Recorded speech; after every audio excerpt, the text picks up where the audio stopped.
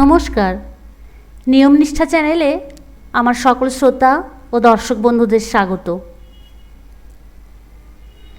বাংলার আদি দেবী মা মনসা। দুই বাংলাতেই মা মনসা পূজা প্রচলিত। সর্পদেবী মা মনসার পূজা করলে মা মনসার বিশেষ কৃপালাভ করা যায়। মঙ্গলকাব্য থেকে জানা যায় মা মনসা দেবী হলেন ভগবান শিবের মানসকন্যা, নাগরাজ বাসুকীর ভগিনী। মা মনসার জন্ম পদ্মপাতায় বলে মা মনসার আরেক নাম পদ্মাবতী। সর্পের দেবী বলে মা মনসা যুগ যুগ ধরে ভক্তকুলে আরাধ্যা হয়ে এসেছেন। বাংলার গ্রামে গ্রামে মা মনসা পূজা বহুল প্রচলিত। বর্ষাকালে সাপেদের প্রাদুর্ভাব বেশি থাকে বলে এই সময় মা মনসার পূজা বিশেষভাবে করা হয়।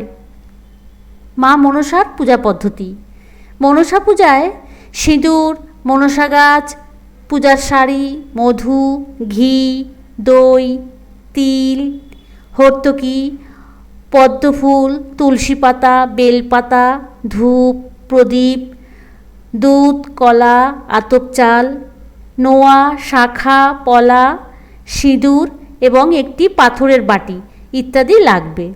মা মনসার পূজা যেখানে করবেন সেই স্থানটি ভালো করে পরিষ্কার করে নিয়ে সেখানে গঙ্গা জল ছড়াতে হবে। তারপর সেই পরিষ্কার জায়গায় আলপনা দিতে হবে। সেখানে 8টি সাপের ছবি আঁকতে হবে। 8টি সাপের ছবি আঁকতেই হবে। একে বলে অষ্টনাগ। নৈবেদ্য সাজাতে হবে। একটি বড় চালের নৈবেদ্য সাজাতে হবে আর 8টি ছোট নৈবেদ্য সাজাতে হবে। দুধ কলা পাথরের বাটিতে দিতে হবে।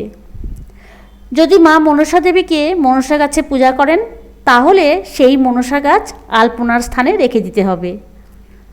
যদি মা মনসা দেবীকে ছবিতে অথবা মূর্তিতে পূজা করেন তাহলে লাল রঙের আসন পেতে মা মনসা দেবীকে আসনের উপর বসাতে হবে।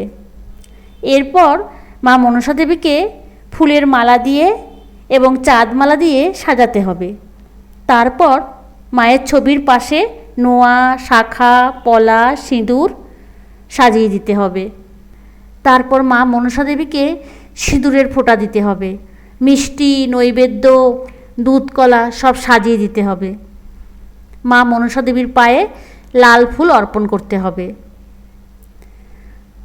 পূজা শেষে উলুধ্বনি ও শঙ্খধ্বনি দিয়ে পূজা সমাপন করুন।